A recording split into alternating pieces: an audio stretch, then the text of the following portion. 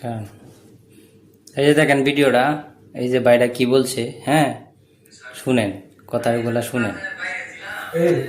পাকিস্তান যদি আজকে বাংলাদেশের সাথে সম্পর্ক ভালো না থাকতো, পাকিস্তান যদি মাথার উপরে ডাল হয়ে না থাকতো, এই যে ইন্ডিয়া তগর মোদি, তগর বাপ লাগে, তোর মার জামাই, তোর বোন জামাই, তগর 14 গোষ্ঠীর জামাই কোন সময় বাংলাদেশ দখল করে নিত?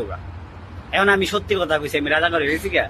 হ্যাঁ, তোরা যে মিছিল মিটিং করতাছস, কইতাছস যে মোল্লা মুন্সি সব পাকিস্তানের জাত, মোল্লা মুন্সি সব পাকিস্তানপন্থী, জামা শিবির হেফাজত যা আছে সব পাকিস্তানের দল নাকি? এই আজকে ক্লিয়ার ভাবে একটা কথা বলি, যে বললাম না, ইন্ডিয়ার দাদারা কি বলে জানোস, যে ইন্ডিয়ার জনগণ যদি মুইত্যা দেয় তাহলে আমরা বাইসে যাবো। এই কথাটা কিন্তু সত্য, সত্যি কথা। যে যেখানে 150 কোটি লোক আর 20 কোটি লোক তো একটা মানে দোলার সাথে উড়াই দিব, কিন্তু কি লাগে পারে না জানোস?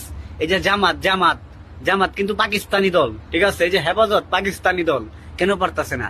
এই যে আমাদের উপরে পাকিস্তান আছে। কারণ আমরা যদি ইন্ডিয়ারে চাটাচাটি করি, তোরা ইন্ডিয়ারে চাটাচাটি করস, মানে তোর উদ্দেশ্য বলতাছি, কিন্তু জামাত হেফাজত পাকিস্তান এগরে বাপ দেখে ইন্ডিয়ার মোদি, এটার প্রমাণ তোরা পাইছস। তবে আজকে ক্লিয়ার ভাষায় একটা কথা বলতে চাই, এই দেশটাকে আমরা স্বৈরাচার শেখ হাসিনার সরাইছি, আমরা আন্দোলনের মাধ্যমে পতন করছি তাকে, দেশটাকে বড় স্বৈরাচার সরাইছি। এখন কিভাবে এই বাংলার মাটিতে আওয়ামী লীগের পোলাপান কিছু বীজ আবার মিছিল মিটিং করে?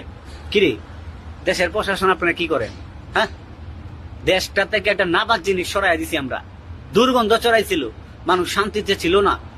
আচ্ছা, বিএনপি ক্ষমতায় আসছে, বিএনপি 2 মাসে অনেক কিছু মানে হস্তের শিকার হইতেছে, তাদের আমরা দেখতাছি তারা কোন পর্যায়ে কি করে।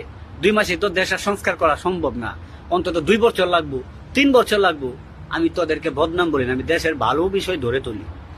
তাইলে তোরা এই যে মোল্লা মুন্সিরা খারাপ কোসকে লেগে, এই দেশে যদি বিরোধী দল থাকে বর্তমানে কোনো বড় দল, বিএনপি জামাতে আছে, যে নাঙ্গল টাঙ্গল হাত পাকা, এই যে আওয়ামী লীগের কোনো সুনামি আছে, নামে আছে, তাহলে জামা শিবিরা কই যাইবো? হেফাজত মোল্লারা কই যাইবো? হ্যাঁ,